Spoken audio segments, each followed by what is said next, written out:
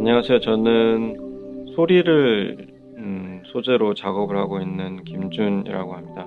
주로 이 우리들이 살아가는 공간에 있어서 그 잘 들리지 않는 소리, 그다음에 들을 수 없는 소리 이런 것들을 찾아다니는데, 이게 전문 용어로는 이제 사운드스케이프 작업이라고 하는데, 우리가 살아가는 주변이랑 환경을 좀 처음에는 조사하고, 그다음에 소리로 녹음하고, 그다음에 그 녹음한 것들을 이제 작품으로 이제 만들어내는 그런 활동을 하고 있는 작가입니다. 네.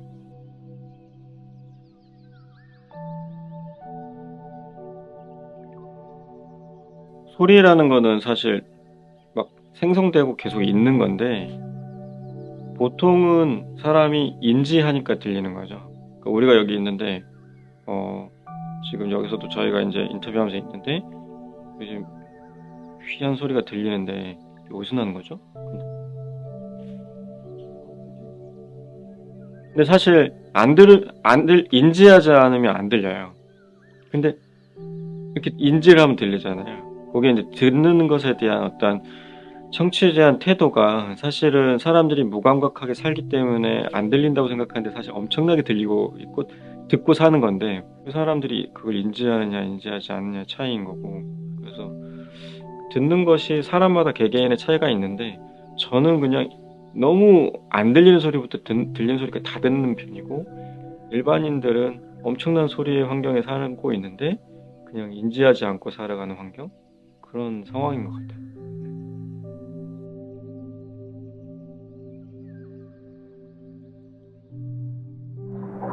비행기 소리가 엄청나거든요, 여기가. 특히 여기 공군 비행장이 있어가지고 그것 때문에 도심을 계속 관통해서 비행기 소리가 엄청나게 나는 거예요.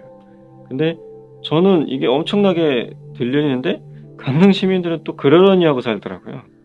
근데 그게 저기 남항진 옆에가 엄청난 활주로가 있고 공군 비행장이 있어요. 근데 거기 또 사람들이 살아요. 가봤더니 엄청 시끄럽더라고요.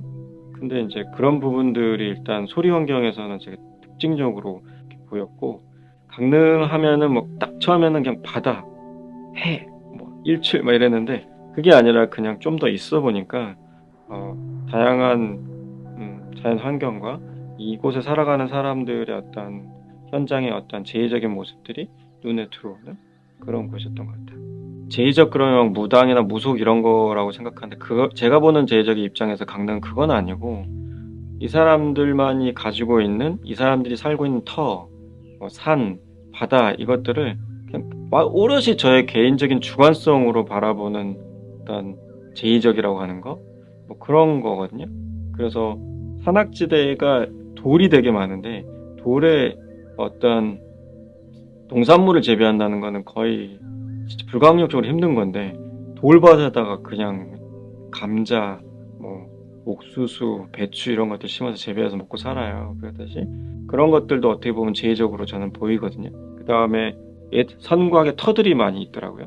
그래서 그런 것도 좀 눈에 들어왔었고, 그 외에는 사실은 뭐 그냥 일상적인 주거의 어떤 형태, 집의 형태, 어떤 주관적인 감각의 입장에서 여기 어떤 특정한 양식 이런 것들을 좀 이제 이미지와 소리로 기록을 할 것 같고요.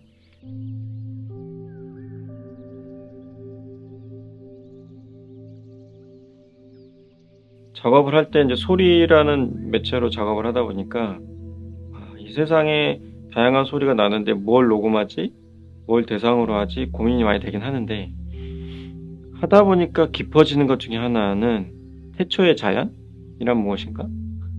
태초의 자연은 어디인가? 그것을 어디 가면 내가 좀 더 오롯이 느낄 수 있을까? 그거에 대한 고민이 좀 많이 생겼거든요.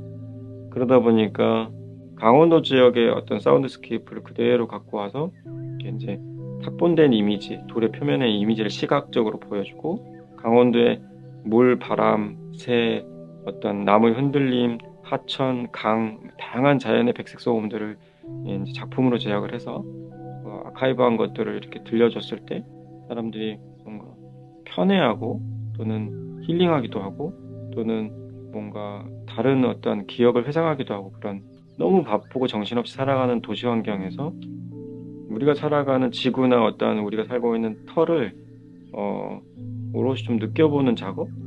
사운드스케이프라는 게 소리의 환경을 그대로 갖고 와서 들려주는 건데 특별한 변형이 없이 이것들이 작가의 주관적인 감성으로 변환이 돼서 사람들이 뭔가 다른 것들을 느끼게 하는 어떤 그 방향성으로 저는 작업을 하고 있거든요. 그래서 그런 것들이 좀 저에게는 되게 재미있는 작업이어서 이렇게 다양하게 시도하고 있는 것 같아요.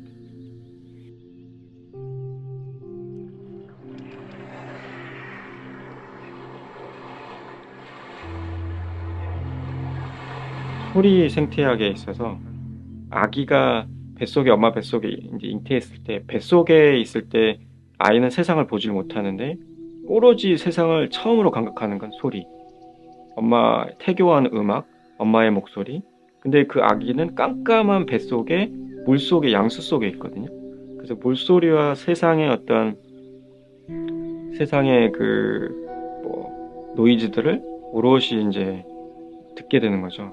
그런데 태어나기 전에 처음으로 접하는 감각이 소리이듯이 사람이 이제 이 세상을 떠날 때, 눈을 감을 때, 심장이 멈출 때, 마지막에 닫히는 감각이 귀, 소리라고 얘기를 하시더라고요.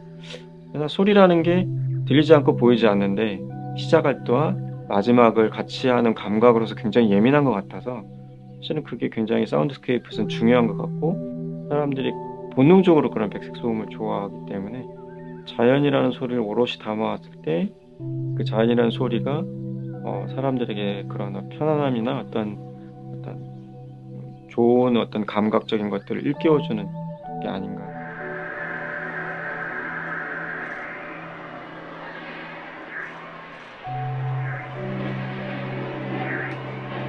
이 소수의 작가들이 오픈 스튜디오라고 전시를 했을 때 사실은 향유하는 공유층이 외부에서 오는 손님들도 있겠지만 사실 이 지역민들이나 이 지역의 아이들이 1차적인 대상일 것 같아요. 그래서 뭔가 오픈 스튜디오나 전시 때 뭐 작가의 대화도 하고 전시를 저희가 오픈할 때도 그 친구들도 조금 더 초대해서 뭔가 얘기를 나눌 수 있는 시간. 그래서 좀 지역성에 맞게 작가로서 아이들이나 어떤 어르신들이나 또는 이 미술을 공부하는 친구들과 조금 더 쉽게 소통할 수 있는 작업을 하는 게 레전시의 마지막에 어떤 마침표가 아닐까 그런 생각이 좀 드네요.